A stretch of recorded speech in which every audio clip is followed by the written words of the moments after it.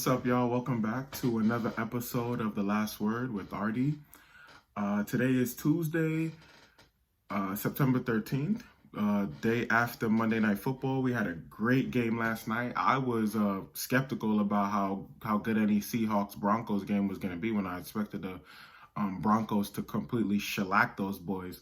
But the Seahawks put up a great fight and won the damn game. Geno Smith was out there looking crazy against the Broncos. Russ he didn't look great. At some points, he missed a lot of throws. The offense just wasn't in gear. You seeing people drop passes. It was just a lot of fumbles. I mean, it was ugly. But the Seahawks ended up taking it, making us 50% on our picks over the weekend. With that win by the Seahawks, we were eight wins, 8 losses. So not bad. Definitely try to be a lot better for week 2, actually going into it after seeing these week 1 games. But let's get into the week 1 games. I mean, last night, as I said, the Broncos lost. They tried to kick a damn near 70-yard field goal instead of letting Russell Wilson try to get 5 yards. McManus. Wasn't great. Big loss. I mean, come on. You can't lose to the Seahawks. They might not even make the playoffs. You can't lose that game. So we'll see. I mean, we'll see how the Denver Broncos season end up shaping up now after an emotional loss like that. But you got to kind of let those ones go. So just to get into the week 1 action and kind of go over the games that we discussed in the first episode. Like I said, we were 8 up, 8 down. First game, was Steelers-Bengals that we discussed. We thought the Bengals were going to win that one. They end up losing in overtime. And to me, with this one, like the football gods and the Madden gods, they love a warrior spirit, right? They love a good warrior. If you're going to kick a field goal on 3rd and 8 in overtime, instead of going full, you got 4th down to kick the field goal, bro. You have 4th down. There are 4 downs in this game. It's not just 3 downs. So on 3rd and 8, you decide to kick a field goal instead of letting Joe Burrow throw it or even run it into the end zone. You end up losing the game. You deserve to lose that game. Steelers win 23-20. Bengals, very disappointed. 5 turnovers. Very, very surprising loss. But a lot of people were saying, oh, there was a lack of preseason games for certain teams and certain players. So they came out a little bit rusty. And that's like the Bengals and the Rams may have suffered from that. We'll see. The Steelers definitely looked ready. The Steelers looked ready to go. They did a really great job. Not Mitch Trubisky, of course, but their defense really stood out. We have Eagles-Lions as well. This one we actually got right. The Eagles won by 3, but it was a damn shootout. It was a barn burner. What concerned me when I saw this game was how often the Eagles' offensive line broke down, and how often Jalen Hurts had to make something happen with his legs. I thought he got some really, I'm wondering who's coaching those Lions players on how to tackle, because Jalen Hurts shouldn't have had all them yards on the ground. Pressure immediately from Aiden Hutchinson, the number 2 pick. Coming. Hurts on the move. Still running. Hurts. Looking. Got space, got the 1st down. Like he really had way too many rushing yards against that team.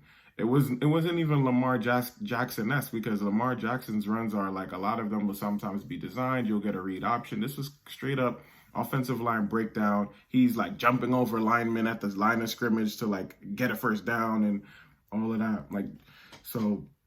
It was like none of them could like grab an ankle, grab a leg, like get him down. None of them seem to be able to do that. So the Eagles and then A.J. Brown, oh my goodness, like that was a monster performance. Like 155 yards, that was really a monster performance. A.J. Brown had 10 catches, 155 yards, 15.5 yards a catch. Come on, that's beast mode right there. The Lions, they didn't get much pressure on Jalen Hurts. Aiden Hutchinson didn't have much of a standout performance, as everyone was pretty much saying. So, next time for the Eagles, we'll see who you guys play next week. Next time for the Lions, we'll see who you guys play next week. But, good job by the Eagles. 49ers, Bears. This one was a really disappointing game in terms of what we saw out of the 49ers. At the very least, they should have schemed better, schemed Trey Lance a little bit better on some of these. He missed some throws, but and then Debo had an early fumble that kind of swung the momentum, but it was a monsoon out there, so I think it was a great experience for both young quarterbacks to play their first game in such a crazy environment. I think that makes next week's game easier just playing in normal weather. Go. Led to the firing of Matt Nagy and Ryan Pace. I think that both quarterbacks will show out next week, and because they had to go through such a battle this week, not only in terms of against each other, but against the weather in itself. So I think the 49ers and the Bears both do good in week 2, but I'm disappointed in how the 49ers showed up in week 1. I really think they could have schemed a lot better to beat the Bears. We'll keep it moving and we'll head over to Patriots Dolphins. This one on the 49ers when we got that one wrong. We picked the 49ers. So that one was an incorrect pick. But now we have the Dolphins Patriots. This one we picked the Dolphins to win. We actually got that one right. Because the Patriots have to prove it with their dual offensive coordinator situation. So with that going on, you're definitely going to have to prove it to me and the rest of us. Mac didn't look great at all. Next thing you know, Zappy's in there going to get some snaps if Mac keep playing like that. Dolphins looked all right. Tua missed a big throw downfield, but to Tyreek Hill, but Tyreek Hill really made a really great one-handed catch too at the same time in that game. So, the Dolphins just got a little bit of work to do, but we'll see how they go for the rest of the season. Patriots got a lot of work to do, and they definitely going to have to figure out Mac Jones isn't going to be able to grow effectively if he doesn't have an offensive coordinator, or even I don't know who's a quarterback coach over there. Like, what's going on? So we'll see how week 2 shapes up. Panthers Browns. This is another one we got wrong. Thank you, Baker. Like, why did we even bet on Baker? Like, we should have just bet with the dual running back threat of the Browns and just said, hey, the Browns gonna win. But we went with Baker. I don't know why, but just couldn't really see who was really decide who's gonna win between Jacoby Brissett and Baker Mayfield. But should have just bet on Jacoby. The Panthers got off to a slow start. It was a really defensive game. They scored more than I thought they would score for two pretty much defensive teams. But Baker started dealing in the fourth, 133 yards in the fourth quarter. That went over the top to Robbie Anderson towards the end of the game. Just a thing of beauty, can't front. But we'll see next week for these guys as well. I think the Panthers play the Giants in week 2. That's going to be another loss for them. I think the Panthers needed this win. They needed this win to set the emotions and set the momentum for the season going forward. You get this win and then you build off of it. I feel like you take this loss and then the Giants ended up winning. So like now you facing a team that ended up winning first week. They're going to come in looking to be aggressive and being very confident. This could end up the Panthers could start 0-2. And I'm saying that now. I'm picking the Giants to win in week 2. So I think they're going to beat the Panthers. So we'll see. A surprise game from Sunday was the tie between the Colts and the Texans. Another one we got wrong because they tied. I don't believe in Matt Ryan and I don't believe in the Texans franchise, but Davis Mills might as well have been as equal to Matt Ryan on Sunday. The Texans were winning big and they let the Colts come right back. So it's bad on both parts. The Texans, of course, you don't have the roster or the coaching yet to maintain a win, maintain a lead. And the Colts, you shouldn't have let the Texans be in the lead in the first place if you're who you think you are. And you can't even come back and win the game. You end up having a tie. And what does that say about you guys? Did the Texans overachieve? Did the Colts obviously underachieved? It's just not great. Next game is the Saints versus the Falcons. This one was another one that we got right because we said the Saints were going to win this one. Actually, the Falcons played a lot better than I thought they would. They have a better defense than I thought they did. And then Drake London had a really great showing. He had a great catch, almost trucked the dude. That dude's helmet came off. It was pretty impressive. Kyle Pitts did his thing. It's just Marcus Mariota. I can't follow him. I can't believe in him as my quarterback. I wouldn't want him to be my franchise quarterback. I think the Falcons should be in the, quarterback conversation in terms of needing a quarterback. Them, the Panthers, the Steelers, in my opinion, need a quarterback. The Texans, like these are teams that need a quarterback. Even the Jets need a quarterback, if you ask me. So the Falcons, I really didn't believe in them, but they really played a great game against the Saints, and the Saints end up having to come back and win it with a late game field goal. So great job by the Saints. But Falcons showed out. I was proud for the Falcons. I was glad for those guys. Next game is the Ravens versus the Jets. We called this one. We got this one right as well. This one was a no-brainer because the Jets are a dumpster fire with no offense, no defense, and no quarterback.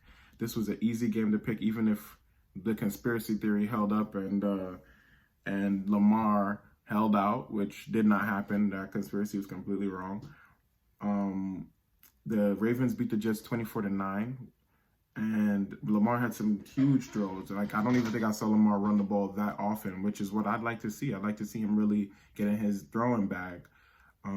He's going to need that because when the playoffs come around, you can't have ran for 1,000 yards in the regular season and think that you're going to have the legs and everything else to keep going all the way through the playoffs to the Super Bowl. I've never actually seen a running type quarterback with that type of game win the Super Bowl yet. So we'll see how it goes for them. But good job by the Ravens. Next game I think this was still the 1 o'clock slot. Yeah, it was the Jaguars versus the Commanders. We ended up getting this one wrong. I bet on the Jaguars because I'm like, new coach, running back is back in Etienne. Trevor Lawrence looked all right last year. It's the second year. You're coming in. Wentz is like on the back burner. He just got traded. I thought that he would come out and not really be effective, but the defense and the offense was really effective for the Commanders. They didn't look great, even against the Jaguars, which is like, okay, I don't know if the Commanders are going to be the NFC leaders. I don't know who's going to be the NFC leader right now besides the Eagles. No NFC team looked great to me. So I don't know who in the NFC East. So I don't know who's going to be the leader in that division, but the Commanders, they did their thing and they won the game. So shout out to the Commanders. The Jaguars definitely have some things to work on. Etienne needs to build up his body. He needs to not be afraid because he looked pretty shook out there when they at first when he looked like a deer in headlights when he had that drop pass on 4th down, when he had that fumble, like he just looked like a deer in headlights at some plays out there. So. But it's a long season, and like that's what we said. We wanted to use week 1 to start to shape and guide our view of the teams heading into week 2. So, week 2's picks might be a little bit different, and we'll have to pick some upsets because like I'm out here picking the favorites. Like the favorite isn't always gonna win, so got to pick an upset here or there. Next game in the 4 o'clock slot, actually, the first game in the 4 o'clock slot was the Packers versus the Vikings that we discussed. And we said that the Vikings would win. I thought that the Packers would lose simply. I just thought that Aaron Rodgers, week 1, he would maybe come out and would be willing to take a loss. But he was very frustrated with how his offense performed. He wanted to score more than just 7 points. They lost 23-7 to the Vikings. And it's understandable that you'd be frustrated. His very first pass of the game was a wide open 75-yard bomb to the rookie number 9 on his team, Watson, I believe his name is, and he just flat out dropped it. And I don't think that guy got another pass until towards the end of the game, and that's just how it is, And I'm not saying that's right because Aaron Rodgers could have got him a little bit more involved, or maybe they could have came back, But once you drop that pass early in the game, it's a touchdown, bro. Like those will come few and far in between. It's the NFL. You got to catch that. So the Vikings showed out. Justin Jefferson had more yards himself than the whole Packers offense at certain points in the game. Really crazy. Justin Jefferson looks like, I don't know, like a once in a lifetime talent. Amazing. So that gives Kirk Cousins someone to consistently throw the ball to. If the defense shows out, then they can have some consistent pressure, get some consistent stops, give Kirk more opportunities to throw the ball and get Justin Jefferson more opportunities to run his routes and to make plays. I think the Vikings could definitely do something in their division this year, especially with the Packers taking a step back with the loss of Adams. Yeah. Yeah, great job by the Vikings, man. Great job. Packers, maybe next week. We'll see. Next game was the Giants, my team versus the Titans. I actually picked the Titans to win because they had an established culture. They had a running back, King Henry. I thought he would run it down our throats. But we held tough, man. We stymied Henry. Tannehill made a couple throws, but they weren't enough. But I'll say this, the Giants looked okay. They didn't look great by any means. They looked okay. And the Titans had an opportunity to win the game. They just missed the field goal. So the Giants could easily be 0-1 right now with the make of that field goal. But shout out to the Giants for fighting hard, going for two, and getting a W. It's a different energy in New York. But I don't want to overreact to any of these Week 1 games, especially ones where and this is me trying to be objective. You won the game by going for two, but you didn't stop the team on defense. So I can give you the win, but I can't say that you and I can say that you earned the win, but I can also say that they lost it by missing the field goal. So I always want to take that into account every week, because there's always this walk-off field goal that'll make you think like, oh, a team was more than they actually were in certain situations. This one was a very close game. The Titans actually didn't look that great. The Giants looked better than I thought they would. So shout out to the Giants, but I still am a little bit worried based on what I saw. So I want to see how they look Week 2 against the Panthers. But I do have them beating the Panthers.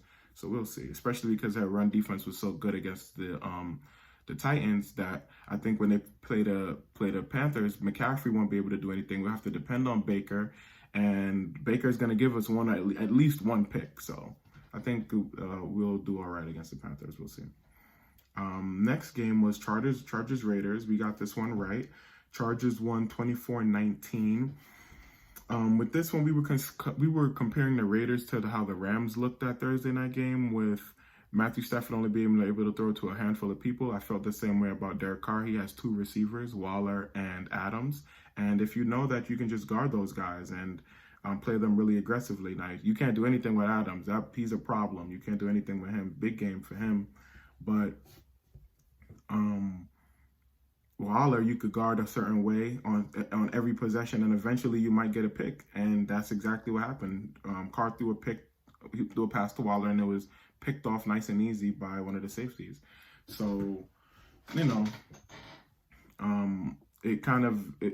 the Raiders are going to need more on offense than just Adams and Waller, in my opinion, to survive this season. So we'll see what they do. But the Chargers looked all right. The Raiders looked all right. Neither one of them looked great to me. But the Chargers did their thing and ended up coming out with the win. So shout out to the Chargers. Next game in the 4 o'clock slot was the Chiefs and the Cardinals. Now, Patrick Mahomes looked like by far the best quarterback on Week 1. He almost had 6 touchdowns. He could have had 6 if they had thrown on his last one to get to 44 points, but they ran it in. So he had 5 touchdown passes. That's incredible. Week 1, 5 touchdown passes. The Cardinals aren't a slouch. I thought it could have possibly ended up being a shootout because the Chiefs don't have great defense and the Cardinals don't have great defense. But the Chiefs just scored on multiple back-to-back possessions. They never let up. It was like, and it was exactly what Patrick Mahomes said, like, it's going to come from everywhere. And it did. The first 2 touchdowns were like Clyde Edwards-Helaire, the running back. Like, those were like the first 2 touchdowns. Then Kelsey got one. Or if it was the running back first, then maybe Kelsey, then the running back again. Or it was the running back twice and then Kelsey, whatever it was. But and then Kelsey had like 1 or 2 himself. But it was really, really impressive what Patrick Mahomes came out there and did on Sunday afternoon. It was really impressive. Cardinals didn't look great. Kyler, ever since that last game last season, he looked like a deer in headlights when he was back there at quarterback. He got paid and he still looked like he had deer in headlights back there. There was a play on 3rd down where he got blitzed off the edge, and I'm like, man, you looking like Justin Fields. You didn't see that? The rookie got cracked on that play last year. Justin Fields' first game, he got cracked in that same exact formation, same exact misread. And Kyler I'm like, bro, you serious? That was crazy to me. So the Cardinals got a lot to work on. I didn't see a lot that they had going on because they had nobody to Kyler to throw the ball to. Who did even playing against the Chiefs' weak defense? He had nobody to throw the ball to, and they kept 3 and out, 3 and out, 3 and out. It wasn't great. So we'll see how the Cardinals look next week. And we'll see how the Chiefs look next week as well. Let's see the Chiefs' schedule. The Chiefs play the Chargers next. The Chiefs play the Chargers on Thursday. So I'll go out on a limb here now, and I'll pick the Chiefs to win that game as well because they just look so much better than the Chargers did in Week 1. I think the Chargers are going to have their hands full trying to deal with all of the people that are going to be that Mahomes could throw the ball to. So we'll get into Week 2 most likely tomorrow anyway, but I think I'll pick the Chiefs in that one. Sunday night game, Cowboys at Buccaneers. Wow. And by the way, we got the Chiefs game right. We picked the Chiefs. We got that one right. This one we also got right. I said that the Cowboys would make mistakes. They made a ton of mistakes. From the go, the Cowboys had no offense, point blank period. The offense looks stagnant. Dak has no one to throw the ball to besides CD. He needs to wait for Gallup to come back, Wilson to come back, where he has some receivers that can take the balls that CD Lamb isn't like. CD Lamb is a bona fide number 2. His hands make him a number 2, in my opinion. He can't catch tight throws. He's gonna drop those. So if CD Lamb cannot make a consistent catches, he's not your number 1. So I think that, but we'll see. This is just Week 1. But now what? CD Lamb is going to prove he's the number 1 with Cooper Rush as his quarterback. So we'll see how the Cowboys season ends up shaking out. But I just don't think CD Lamb is this number 1 receiver. I just don't see him making enough catches. That Justin Jefferson it's clear, it's obvious. Like when it's clear and obvious in the NFL, it's clear and it's obvious.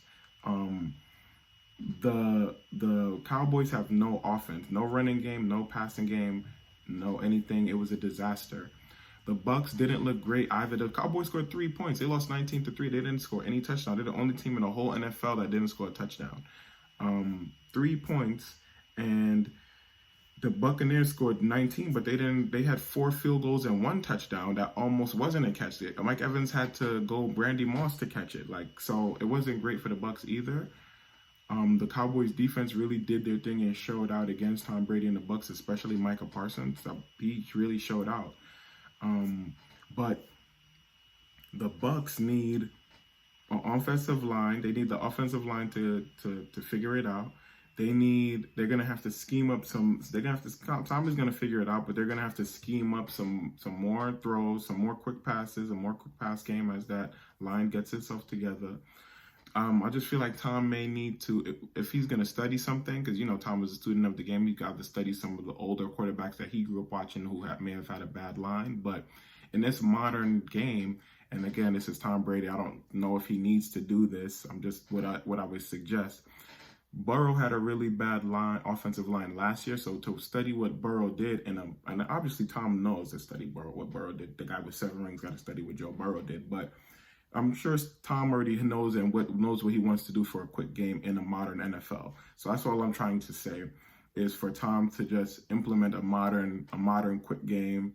That whatever take some things from what Joe Burrow may have been doing last season with that bad offensive line, and just run with some of those type of plays and get it done. I think the Bucs can do some things this season. Tom Brady looked really sharp on some of those throws.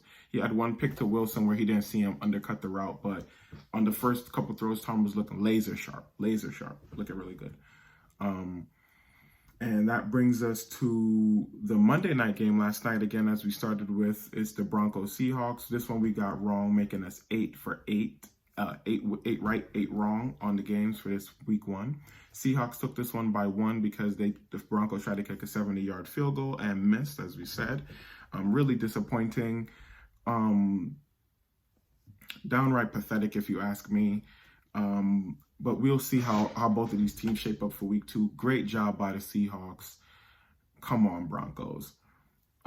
So now to get into some of the news of the week, Dak Prescott. out 6 to 8 weeks.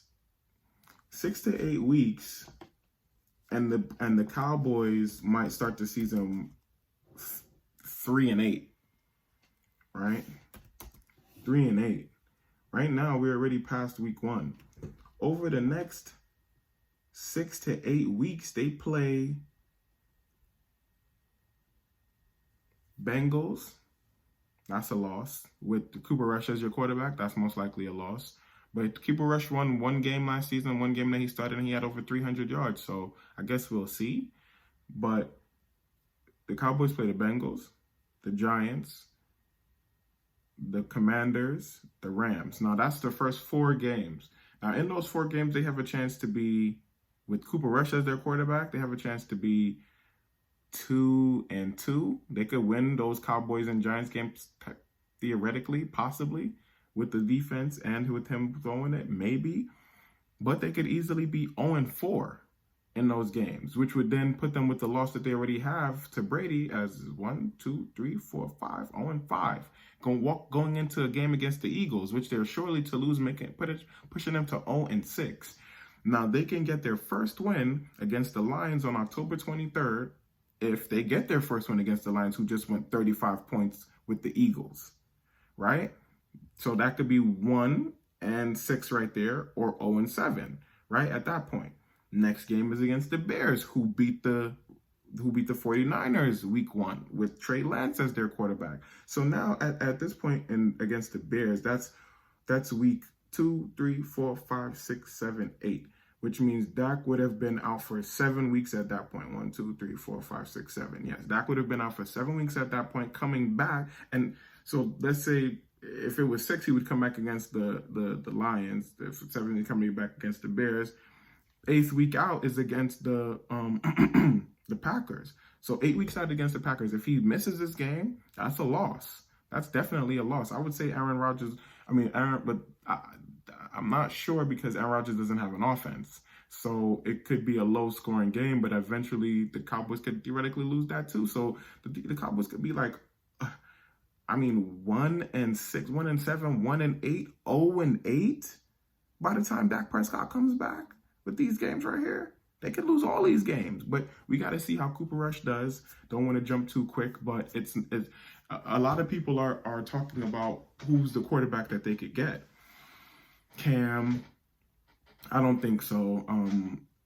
Everybody says they think Cam is done. I don't think Cam is done. I would like to see him actually go to the Cowboys and try to do his thing. I just don't, Dak is going to come back at some point, so you can't get a guy like Jimmy Garoppolo. That doesn't make any sense to get Jimmy Garoppolo, because then you got Jimmy Garoppolo and Dak on the roster. I don't know. It's too much. And I don't know I think that the Jerry Jones doesn't ever like to make it seem as though he's going to panic. So I think he's going to go with Cooper Rush. Like, I don't even think he might sign a backup to Cooper Rush just in case. But I think he's going to make it look like there's no panic. It's okay. We'll deal with it, So I don't know how quickly they'll even go out and get another quarterback. So I think that they might run with Cooper Rush for all of this time until Dak returns. And if that's their strategy, then they'll be playing let's see what happens. And if we're good, we're good. If we're bad, at least we could get a draft pick out of it or something. It's crazy that in week 1 for the Cowboys, it's almost as if the season is already over. That's really unfortunate for those guys. So,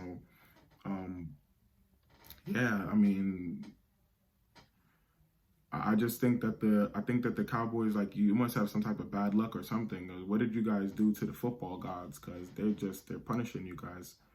So anyway, that's what we have. So that's what we have for the news today. We went through week 1. We went through a little bit of the Dak news. We'll be back tomorrow.